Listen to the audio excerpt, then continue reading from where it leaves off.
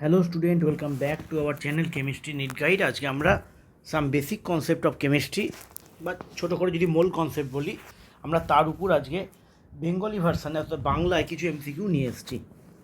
তো দেখো, 1 নম্বর এমসিকিউ বলছে সোডিয়াম পরমাণু তুল্যাঙ্ক ভার কত। আমি সলিউশনটা করে রেখেছি, জাস্ট বুঝিয়ে দেবো যাতে টাইমটা আরও কম লাগে।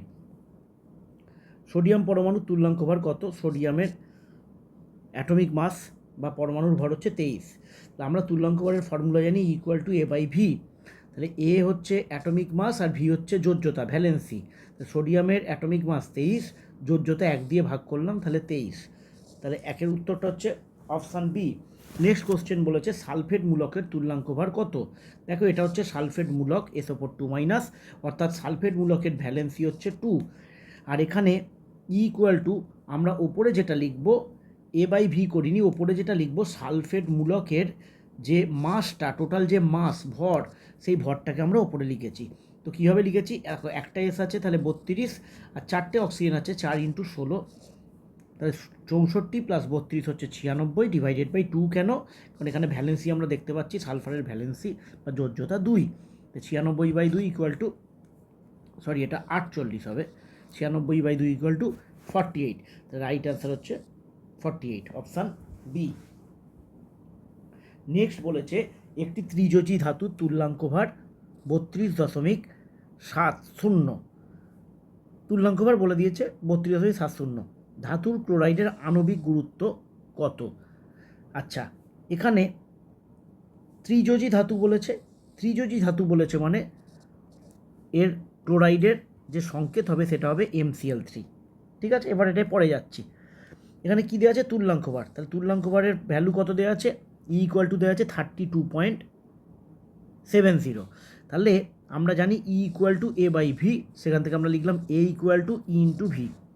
তাহলে এর ভ্যালু বসালাম 32.70, ভি হচ্ছে ভ্যালেন্সি, যোজ্যতা ত্রিযোজী বলেছে, তাহলে গুণ করে এলো 98.1।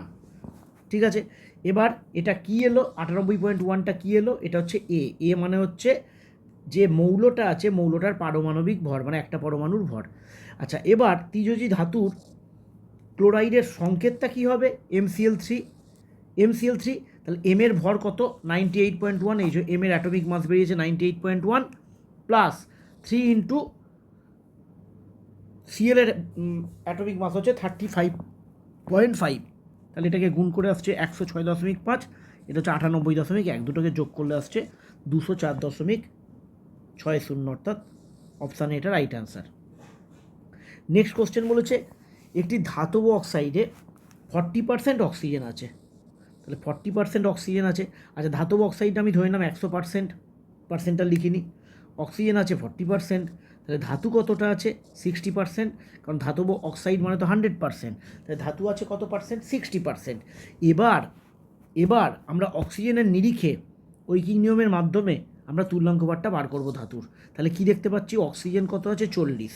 তাহলে 40 ভাগ অক্সিজেন যুক্ত আছে 60 ভাগ ধাতুর সঙ্গে। তাহলে অক্সিজেন যেহেতু, তাই 8 ভাগ অক্সিজেন যুক্ত আছে।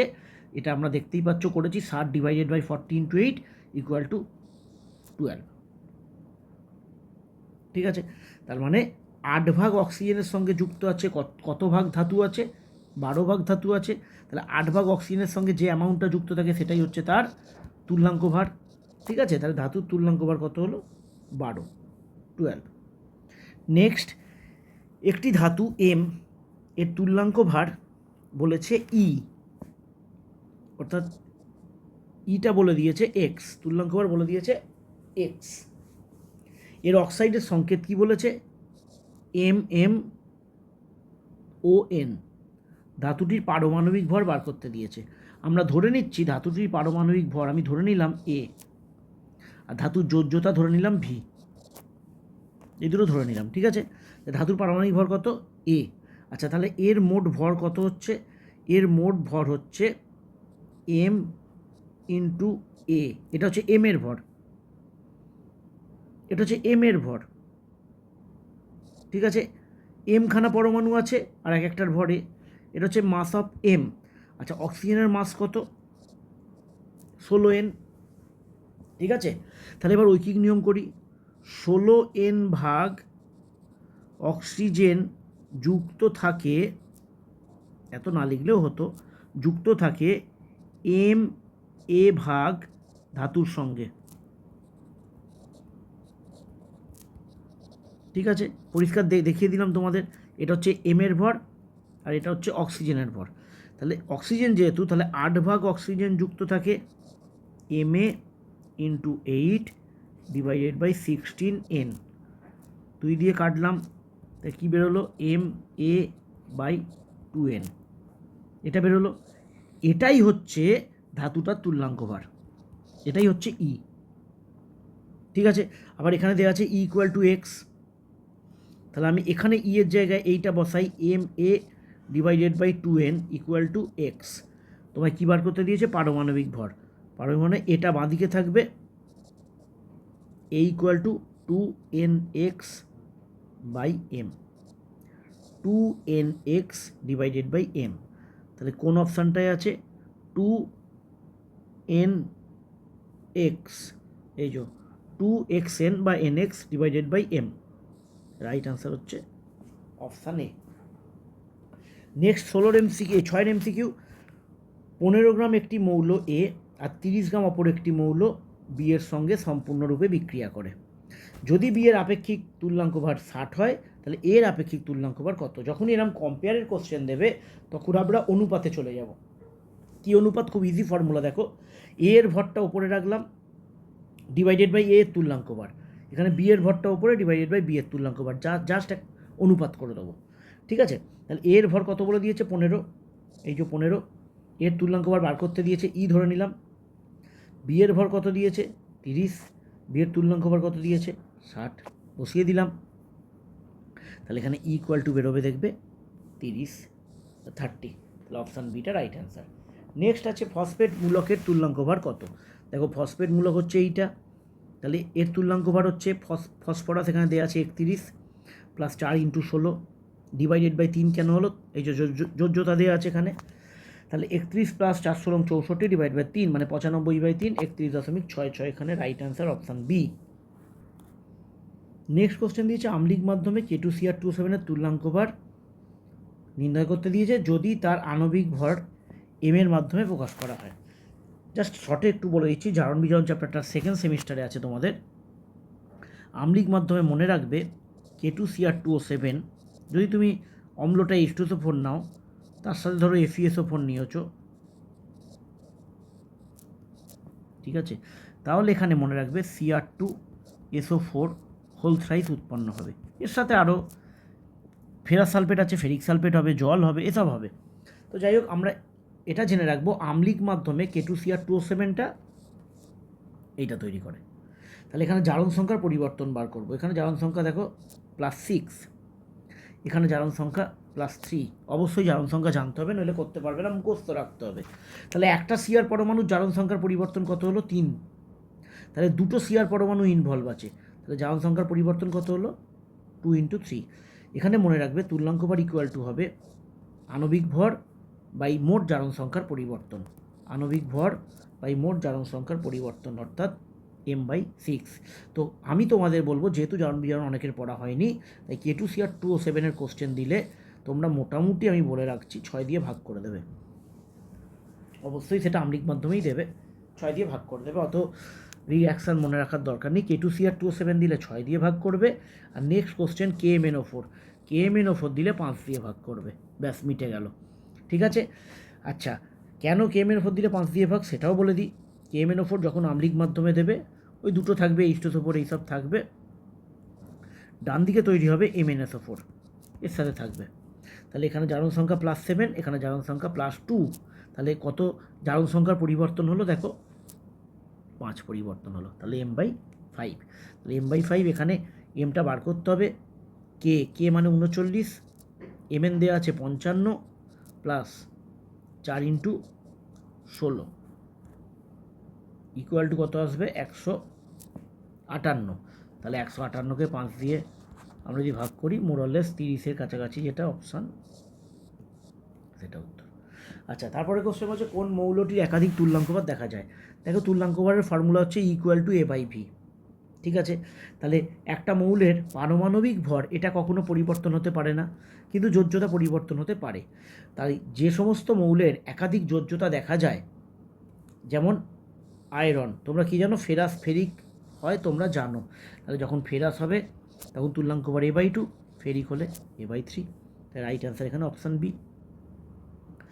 নেক্সট কোশ্চেন কি বলেছে, একটি ধাতব ক্লোরাইডে 20.2% ধাতু আছে, এরকম কোশ্চেনের আগেও হয়েছে। আচ্ছা, তাই ধাতব ক্লোরাইডটা কত পার্সেন্ট? 100%। ধাতু আছে কত পার্সেন্ট? 20.2%। তাহলে বিয়োগ করলে ক্লোরিন কতটা আছে? 79.8%। এবার এটা ক্লোরিনের অঙ্ক, তাই ঐকিক নিয়ম করছি, দেখো 79.8 ভাগ ক্লোরিন যুক্ত থাকে 20.2 ভাগ ধাতুর সঙ্গে, আর ক্লোরিন বলে এখানে ঐকিক নিয়মটায় 35.5 আসবে, অক্সিজেন হলে 8 আসতো, তাহলে 35.5 আসবে 20.2 ডিভাইডেড বাই 79.8 ইন্টু 35.5। এখানে দশমিক থেকে ঘাবড়াবে না, সময় নষ্ট করবে না, যেহেতু এটা MCQ। কীভাবে করবে আমি একটু বলে দিচ্ছি। 20.2 আছে আর 79.8 আছে, দেখো মোরাললেস বলছি, এটাকে যদি 20 ধরো আর এটাকে যদি নিয়ারেস্ট 80 ধরো, তাহলে এখানে কত এলো? 4 এলো। কাটাকাটি করলে নিয়ারলি 4 একটু কমই আসবে এখানে, তাও নিয়ারলি 4, আর এটাকে নিয়ারলি 36 ধরে নাও, তাহলে কাটাকাটি করলে কত এলো? নিয়ারলি 9। তাহলে এখানে 9 এলো, কি এলো 9টা এলো তুল্যাঙ্ক ভার, ধাতুটার তুল্যাঙ্ক ভার, অর্থাৎ E= আমাদের বেরোলো 9। ঠিক আছে, এবার কী বার করতে দিয়েছে? যোজ্যতা বার করতে হবে, কারণ ক্লোরাইডের সংকেত জানতে চেয়েছে, তাহলে যোজ্যতা বার করতে হবে। তাহলে এবার আমরা কি করব? আমরা জানি E= A/V, তাহলে V= কী হবে? A/E। তাহলে এখানে এটা কত? 27, আর ইটা কত?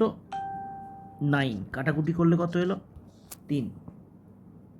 ঠিক আছে, তাহলে ভ্যালেন্সি কত এলো? 3, MCl3। Right answer MCl3।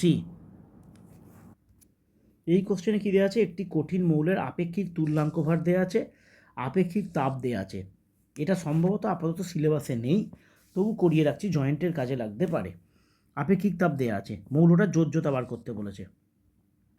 তাহলে আমরা জানি E= A/V, তাহলে V= A/E।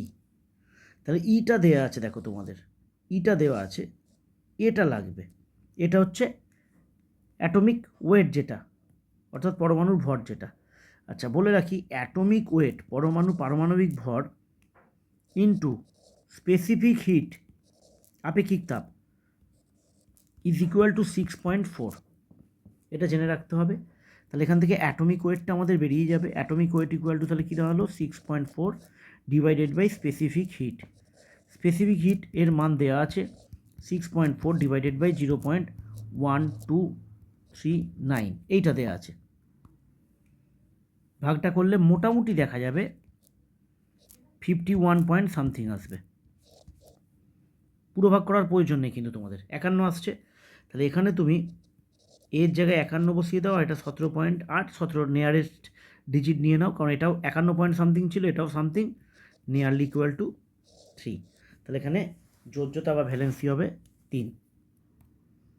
নেক্সট কোশ্চেন কী বলেছে? একটি মৌল, একটা মৌল আছে, গুলিয়ে ফেলো না, একটা মৌল X ও Y দুটি যৌগ গঠন করে, অর্থাৎ X একটা যৌগ, Y একটা যৌগ, আলাদা আলাদা যৌগ, এটা কিন্তু কোনো মৌল নয় X আর Y। একটা মৌল দেওয়া আছে, আমরা ধরে নিলাম মৌলটা M, যেটা দুটো যৌগ গঠন করছে, X আর একটা যৌগ Y। তো কার সাথে গঠন করছে বলে দেয়নি, আমি এক্সাম্পল দিলাম, এটা আরও সহজভাবে করা যেত।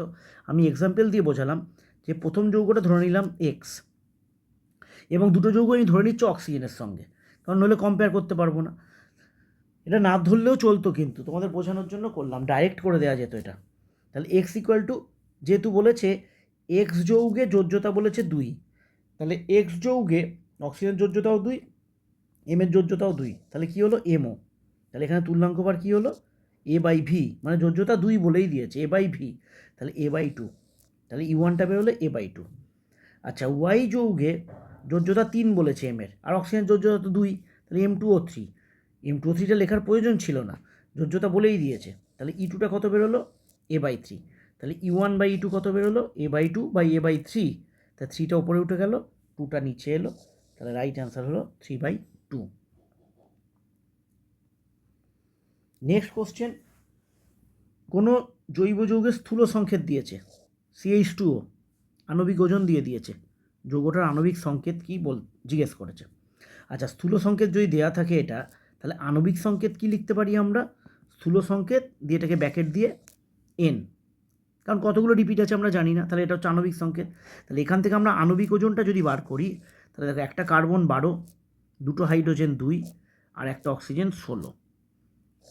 ঠিক আছে, কতগুলো আছে? এনটা রিপিট আছে, তাহলে ইন্টু এন, তাহলে কত বের হলো? 30 N। এটা হচ্ছে আণবিক ওজন। আর আণবিক ওজন অঙ্কে কত দেওয়া আছে? 180। তাহলে 30 N equal to 180, N equal to 6। তাহলে এখানে 6 বসাবো এনের জায়গায়, তাহলে সংকেতটা কী হবে? CH2O whole 6। তাহলে ব্যাকেটটা তুললে C6H12O6। রাইট অ্যান্সার হচ্ছে অপশান এ, C6H12O6। আচ্ছা, এই ভিডিওর লাস্ট কোশ্চেন 15টা, Fe2O3 যৌগে আয়রনের তুল্যাঙ্ক বার কত?